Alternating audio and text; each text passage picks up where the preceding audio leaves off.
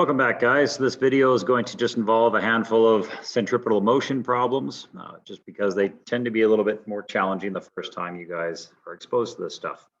So first problem is going to involve a roller coaster. So this roller coaster has a mass of 500 kilograms and it's going to go down and hit this point A. So while it's going down, it is going to speed up. And so technically it's not a perfect uniform circular motion example because it's probably going to be speeding up until it hits point A, then starts going down there. But we can just treat this simple as possible and just assume that there's no real speed change, just to keep our life as uncomplicated as possible. And then it's going to go up to point B, but that'll be the second part of the question. So in this question here, we've got a 500 kilogram cart when it's fully loaded with passengers passing through point A. And at point A, it's traveling with a speed of 20 meters per second. And so the question wants to know is what is the force exerted by the track on the car? And so another way to word this question is to ask for what is the apparent weight at point A, because the force exerted by the track on the car is the normal force, and the normal force is often seen as the apparent weight when you have any kind of acceleration in the vertical direction. So first thing we do, just like all physics problems, we draw a free body diagram. So in this case, the free body diagram would look something like this. So at point A, we would have a mass there, and of course, this mass has mass. Obviously, that sounded dumb. This mass is on Earth, so therefore it has weight, and the weight would go down. The normal force would be the track pushing back up on the actual cart. And so I'm going to define up as the positive direction here, because the center of my circle is above the actual track. And so that would be the direction of the centripetal acceleration at this point. So always try to define the positive direction as the direction of the true acceleration. So at point A, it should be accelerating up towards the center of the circle. From there, you do Newton's second law. So Newton's second law, of course, is the net force is equal to the total of all forces, which in this case should be equal to your mass times your centripetal acceleration, because there is centripetal motion here. Since I was given speed, I'm going to change my centripetal acceleration into speed squared divided by the radius of that circle.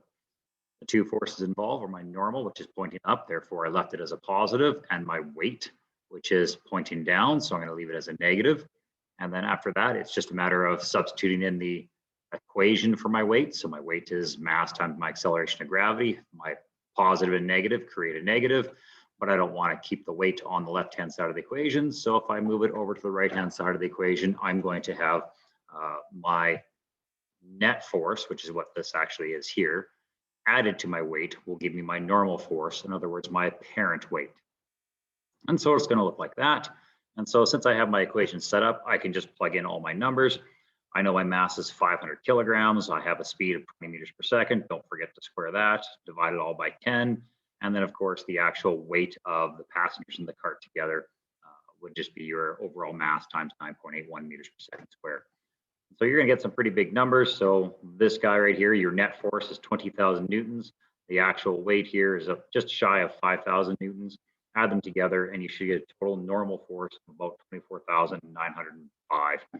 If I follow the rules of significant figures, I should only really have 2 or 3 sig figs in the end. So I would probably simplify that up to about 25 kilonewtons, or 24.9 at this point. I'm pretty happy with either or of those values. But that's essentially how you would do a problem like that. When we get to part B here, part B asks, what is the maximum speed the vehicle can have and still remain on the track? So this is a little bit of the opposite scenario of when we had in a previous video where we had something going around and inside, we call it the loop-loop, going around like this. A little Hot Wheels car, I believe, is the example from a previous video. And I said when he gets to point B while it's going around, the absolute slowest it can go will provide no normal force at point B. Well, at this point, since we're going around the opposite side of the loop, the absolute fastest it can go, right, would basically leave it so that when you're at point B, the wheels are barely touching the track. If you've ever ridden your BMX bike and made jumps when you were a kid, you know that if you go fast enough, you're going to launch yourself off and it's going to be fun unless you fall.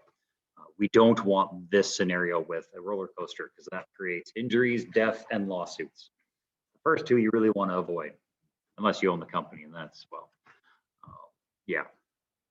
So we're looking for the point where we are going so fast at this point B, it just barely isn't even touching at all. So at that point, we're going to assume that your normal force is going to be non-existent at point B if we're going fast enough to just barely stay on the track, right? So it's basically comes down to zero.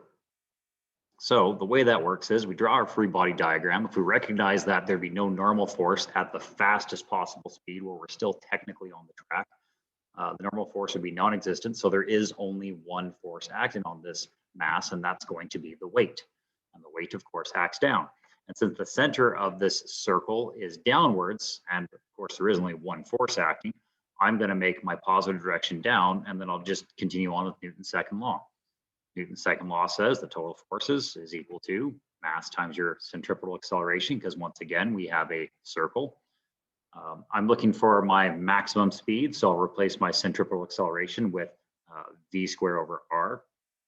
And I only have one force, so let's just keep it as a positive value. Let's not bother with vectors at this point. Substitute in the equation for my weight. Weight is, of course, mass times acceleration and gravity. I now have mass on both sides of the equation, so I can just divide that out. I can bring my radius to the left-hand side of the equation.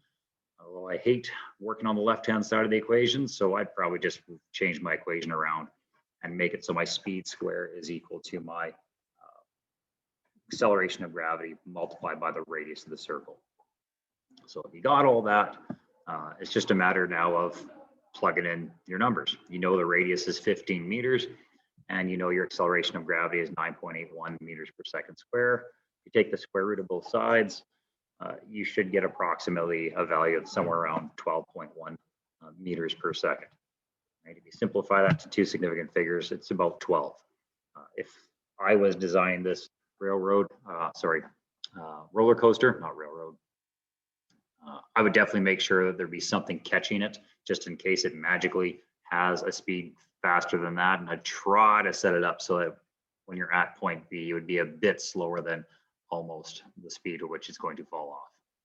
So at point B, you would basically be considered weightless, because if you think about your inertia, at this point right here, just slightly before it, your body is still going up. And if your cart's actually on the track, as it rotates down, it still has upward inertia. And so you appear weightless for a brief moment in time. But that's when the fun starts and you go back down the roller coaster. So I hope that was useful. The next problem will be a car going around a banked circular curve. So typically on the highways, when you start reaching greater speeds, you're going to notice that when you look forward down the road, if the highway starts to curve left or right, you're going to kind of notice that the road bends and has a bit of a embankment to it, right? So that embankment is to make it easier for the car to stay on the road. So in this example, it says, suppose you have a car and it's traveling around a frictionless banked curve having a radius of 80 meters. So could be wintertime. Wintertime makes the roads icy and really reduces the amount of friction. So it can almost seem like there's no friction at all. So that's one of the reasons why we like to have these embankments, to kind of help out with friction. So if the banking is 20 degrees to the horizontal, at what specific speed must the car travel to maintain a constant radius? In other words, you don't want the car to start to travel upwards. You don't want the car to start to slide down. You want it to remain where it's going to remain. So this diagram is basically all drawn for you in this question. But I still start off all my problems with a free body diagram. So in this case, there's really only two forces acting. We have our weight and we have our normal force. Now, typically, if I have a mass on an inclined plane, I would suggest you rotate the inclined plane, but we want this car to stay exactly where it is and there's no friction. So there's really no reason to rotate this inclined plane, because I'm either going to have a normal that's going at an angle, or I'm going to have weight that is going to be going at an angle if I rotate. So I'd rather just leave this guy the way it is. So if we recognize that if it's not going to slide up or slide down the embankment, then your centripetal acceleration is going to be acting directly to the right. So one way to think about that is if you look at the car from the top view, and forgive me, I can't draw a perfect circle with a mouse.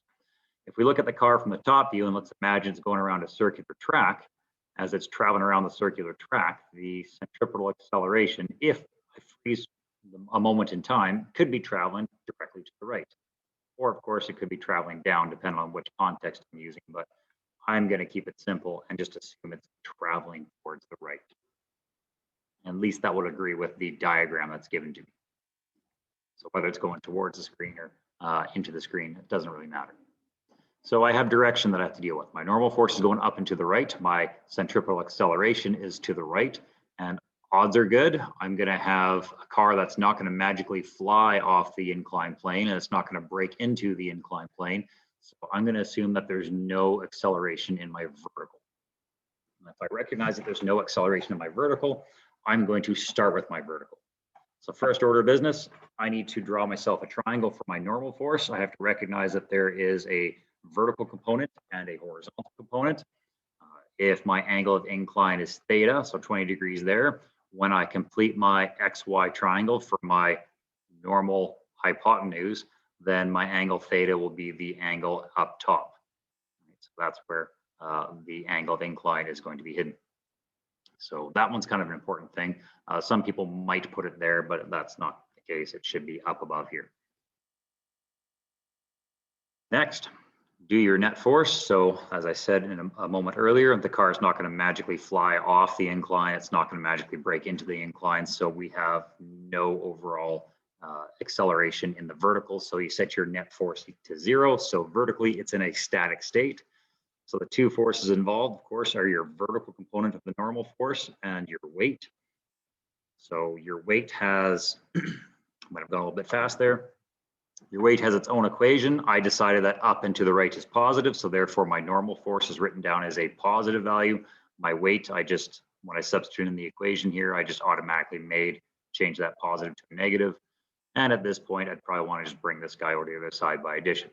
So I have one force going up, I have one force going down. Since there's no net force, the force going up must be equal to the force going down. And I have this relationship now. So from this point, since I know I'm accelerating in the x direction, and I don't know what my normal force is numerically yet, I don't know what it is around the hypotenuse, I can take my vertical and make it into a horizontal if I know the angle. And the way to do that is to use a tan function. So by using a tan function, it's always going to be my opposite over my adjacent. So from my angle up here, my opposite side is going to be my x component. My adjacent side is going to be my y component. So tan of that angle theta, the angle of the incline, should be my x divided by my y in this case. So if I do some manipulation, I can solve for my normal in my x component to be just my normal in my y component multiplied by tan of the incline. And of course, I already solved up over here that my normal in the y component is just my weight. And so I've got an equation for my normal in the x to be my weight multiplied by tan of the angle of the incline. I'm still not going to use numbers because I usually don't like to touch my calculator until the very end. But by all means, if you don't like using symbols and whatnot, you can easily just plug in your 1000 times your 9.81 and then plug in your tan 20. You can get an actual value there if that's something you'd rather do. So since we've solved for my normal in the x, I can now move on to my net force in the x direction. So my net force in the x direction is going to have my centripetal acceleration. So the two forces, the one force in my x component is just my normal. So there's no other x forces because it said it's frictionless. So therefore, I just write down my normal force in the x component is equal to my net force, which is my mass times my speed squared divided by my radius, because of course, if I'm looking for a speed, I better change my centripetal acceleration into v squared over r. If I substitute in what I know for my normal force along the x component to be my weight multiplied by tan of angle theta, I can actually cancel out my masses on both sides, because I have mass on both sides, I can bring my radius to the other side of my equation, and then I can solve for my speed square all by itself. So speed square, once I'm done manipulating this equation, is just equal to my acceleration of gravity times the radius of the circle multiplied by tan of angle theta. Now again, if you've plugged in the number here, then obviously you have a number, you've got the radius, you'll have to use your mass again. You'd still manipulate it the same, you would just have numbers at this point. Okay, and so you would just take the square root of both sides, plug in the numbers. All right, so if I plug in the numbers, here we go, plug in the numbers, take the square root on both sides, you should end up with about 17 meters per second. Yeah, that's typically how fast you'd have to go. And that's why often on highways, you might see an orange highway sign that suggests you start to slow down around certain corners, but depends on where you live. A lot of places where we live in Saskatchewan and Alberta, the roads are pretty flat and straight, and not a lot of corners that are really, really restrictive as far as your speed is concerned. But once you start going in around, driving around Drumheller or the mountains, you'll see a lot more signs, that kind of yellow signs that warn you that you should probably slow down to 80 kilometers an hour. But that's not around here today. So I hope those two problems were helpful to you. You might see stuff like this in some of your workbook problems. And yeah, if you have any questions, please feel free to email me, and have a good day.